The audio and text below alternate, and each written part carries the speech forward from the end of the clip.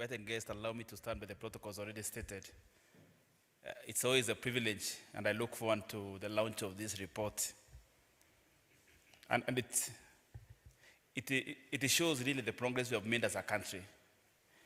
In a very special way, I know all the guests have been recognized. Let me acknowledge the presence of our big supporter, the chair of Sheria SACCO, our DCJ, Madam Wilu. Karibu sana. It shows the progress we have made as a country. Sometimes, despite the noise, when you sit at the corner and you look at us as a country, then you realize we keep on moving forward. And to the many people who are here who contribute to these numbers, I want to say thank you. To many, yesterday I was speaking to the cabinet minister in his office, and he was asking me, around the same time, the minister has done 1 year.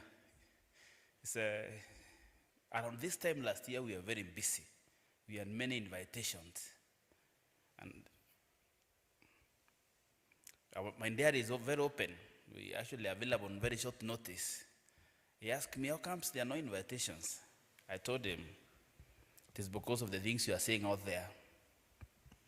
When I came in as a PS, I got also many invitations. Many. But I used the invitations to tell the people, I didn't know.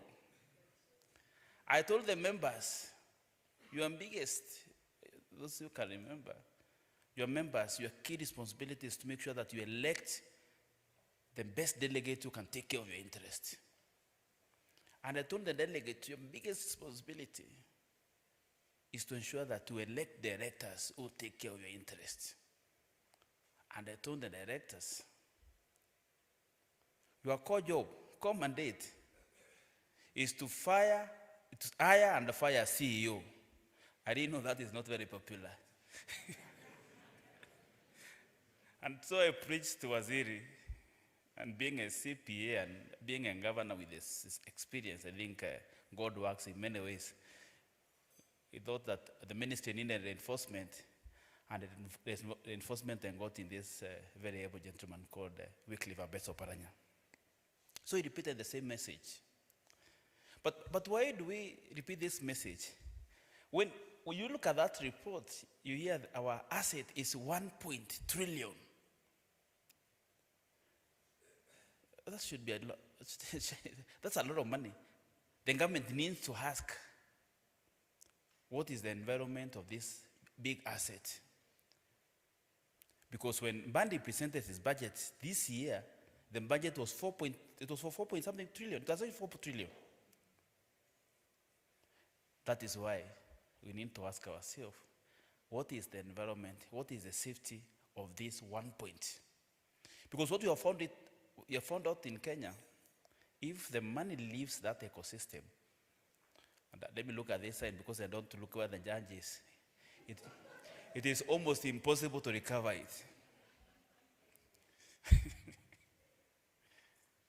But also we see blatant abuse of the offices we hold. And also we see sometimes, despite the progress we have made, we see the inefficiencies of the tools SACCO has and the ministry has. And that's what I was saying. In the wisdom of this man, he said, maybe let have people look at what we have as the SACCO Act. And I want to thank Medina and the team for the work you have done. Our expectations are that we have tools, policies that are able to protect that asset we have of 1 something trillion. Waziri, to mobilize that asset, it has taken a painstakingly long time, from 1970 to now. And people save their money. Every day, people in the Waziri's office asking them about their money, which was lost. On Wednesday we in the Senate with Waziri, and we had people who left KCC SACCO in 1988, they said we had saved our money in the SACCO. Even if KCC went down, what happened to our money in the SACCO? 1988, old men. It is these cries of these people that make Waziri, that make myself ask these questions. Because we see blatant abuse of office. When you hear a gentleman has gone to a bank to withdraw money, not 1 shilling, not 2 shillings, 5-point-something billion from a SACCO account, and nobody asks a question, then you ask, who are we as people? When you come and advise us and you tell us as a minister, as a PS, you cannot legislate in good manners, then what are we supposed to do? When a good board appoints a consultant to recruit a CEO and pay them 30-40 million, then they appoint somebody who did not apply for the job, did not go for the interview. As a CEO, you ask yourself, what was the value of that money to the owners of that cooperative? You see, the report paints a good picture and shows the potential of SACCOs, shows the potential of this cooperative movement to this country. And the president knows, and that is why he formed this ministry. We must harness the power of aggregation, the power of togetherness. And Africa, naturally, we like working together. You hear of black tax and those kind of things.